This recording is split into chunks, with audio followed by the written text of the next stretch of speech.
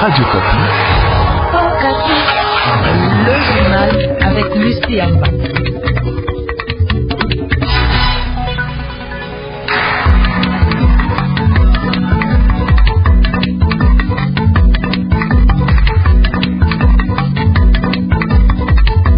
Bonjour à tous. Les principales articulations de ce journal qui remplacera Étienne Tshisekedi à la tête du Conseil national des suivis de l'accord du 31 décembre.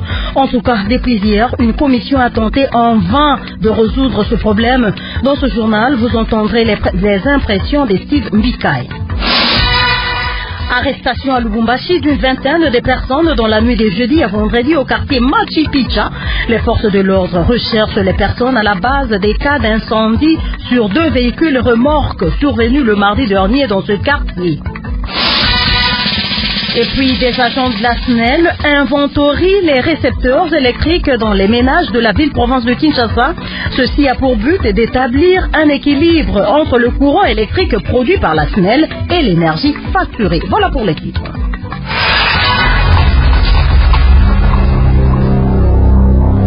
Bonjour à tous.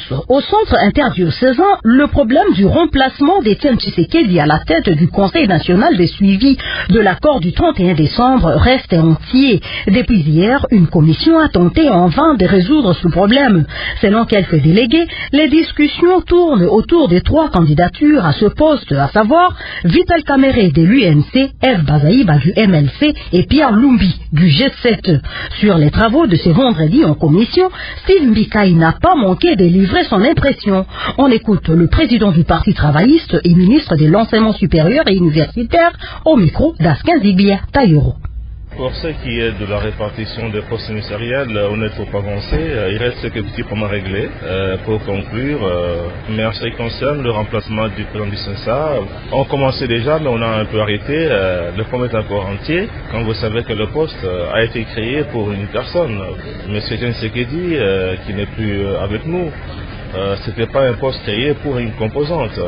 En fait, il y a une difficulté dans la mesure où, dans l'accord, on avait mentionné que c'est le président du message du rassemblement. Or, dans les débats, c'était un poste créé pour Tshisekedi. Selon moi, il faut qu'on voie qui sont les candidats et qu'on voie qui peut avoir des qualités qui approchent celles de Tshisekedi, ce qui n'est pas facile. Mais il faut qu'on voie quelles sont les personnes qui peuvent avoir des qualités un peu plus proches. Alors, quand on aura désigné la personne, on saura, n'est-ce pas, à quelle composante elle appartient. Parce qu'aujourd'hui, il y a Vital Kamerhe qui est candidat, il y a, j'espère aussi, El Bazaïba, il y a Pierre Lumbi, donc il faut débattre pour avoir un consensus. Le vice-premier ministre et ministre des Affaires étrangères belge déclare que des contacts entre la CENCO, le président de la République et toutes les autres parties sont indispensables pour parvenir à un accord avant le 27 mars et à la nomination rapide du premier ministre de la transition. Didier Reynders l'a déclaré lors de la rencontre jeudi avec le président de la conférence épiscopale nationale du Congo, Monseigneur Marcel Outembi, et le secrétaire général, l'abbé Donatien Cholet. Hier vendredi, le ministre Reynders a aussi rencontré le représentant spécial du secrétaire général de l'ONU pour la République démocratique du Congo, Maman Sambo Sidikou. Parlons encore du centre interdiocésain où un groupe des femmes de la plateforme politique dénommée Front National a déposé ce vendredi un mémo aux évêques. Une plateforme qui soutient l'opposition signataire de l'accord de la Cité de l'Union africaine. Dans ce mémo, ces femmes demandent à la CENCO de clôturer le lundi 27 mars les travaux sur l'arrangement particulier. Dépassant cette date, si rien n'est fait, ces femmes promettent de descendre dans la rue pour demander au chef de l'État d'en décider autrement comme garant actuel de la nation. Une vingtaine de personnes ont été arrêtées à l'issue des opérations de bouclage menées dans la nuit de jeudi à vendredi au quartier Machi Picha, dans la commune de Lubumbashi. Selon la police d'investigation criminelle, cette opération mixte police-militaire a été lancée pour rechercher les personnes à la base des cas d'incendie sur 2 véhicules remorques survenus le mardi dernier dans la soirée à Machi Picha.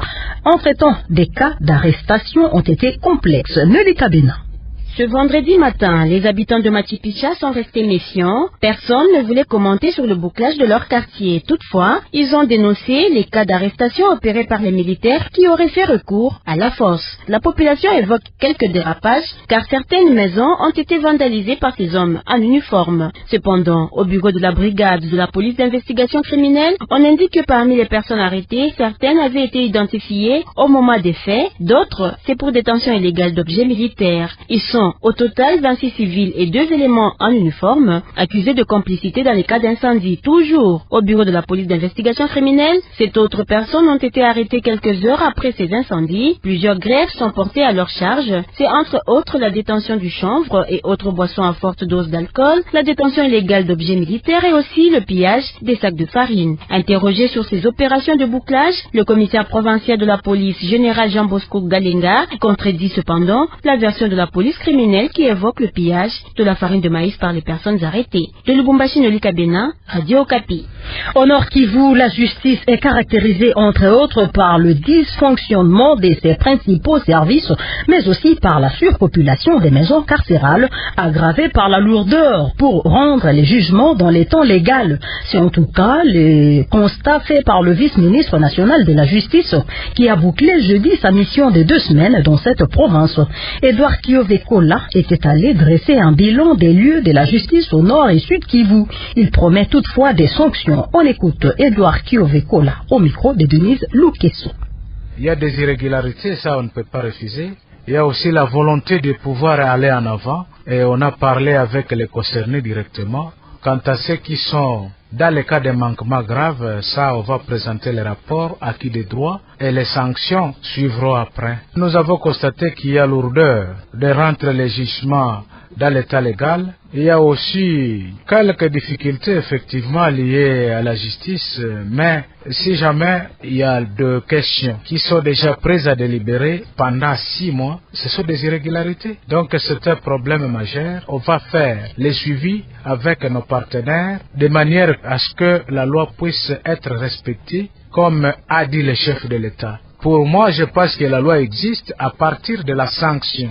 Quiconque violerait la loi, il serait sanctionné et cela pourrait décourager tous les violeurs potentiels qui se mettent à violer la loi chaque jour.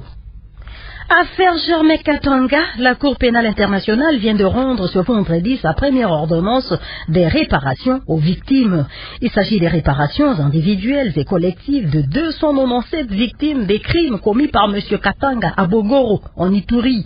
Plus de 3 millions de dollars constituent l'évaluation monétaire approximative des préjudices subis par les victimes qui entrent dans le cadre de la responsabilisation de l'accusé, le général de brigade FARDC, Germain Katanga, qui avait été reconnu coupable et condamné par la CPI.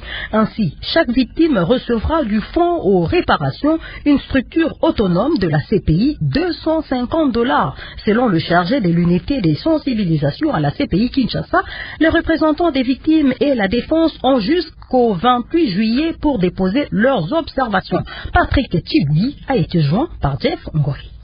La Cour pénale internationale a rendu son ordonnance de réparation par laquelle elle a ordonné des réparations individuelles et collectives en faveur des victimes des crimes commis par Germain Katanga le 24 février 2003 lors d'une attaque lancée contre le village de Bokoro dans le district de Biturine en République démocratique du Congo.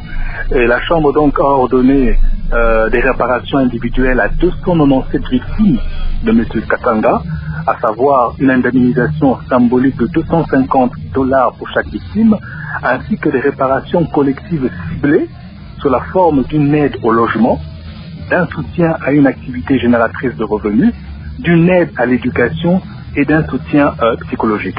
Mais compte tenu du fait de l'indigence de M. Katanga, le fonds au profit des victimes a été invité à considérer d'utiliser ses ressources pour ces réparations et a présenté un plan de mise en œuvre le 27 juin 2017 au plus tard.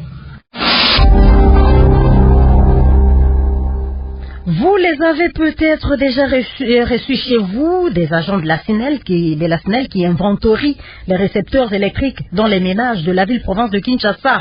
La Société nationale d'électricité a lancé depuis 2 mois maintenant les opérations d'identification des appareils électriques et des réévaluations de la consommation de l'énergie électrique. La première concerne plus les abonnés facturés de manière forfaitaire et la deuxième, tous les abonnés qui ont changé leurs habitudes de consommation. Ceci a pour but d'établir un équilibre entre le courant électrique produit par la SNEL et l'énergie facturée. Madame Bienvenue Monyango, directrice commerciale de la SNEL, explique à Jocelyne Moussaou Pondé. Les clients peuvent modifier ses habitudes en termes d'utilisation d'énergie électrique ou en termes de finalité.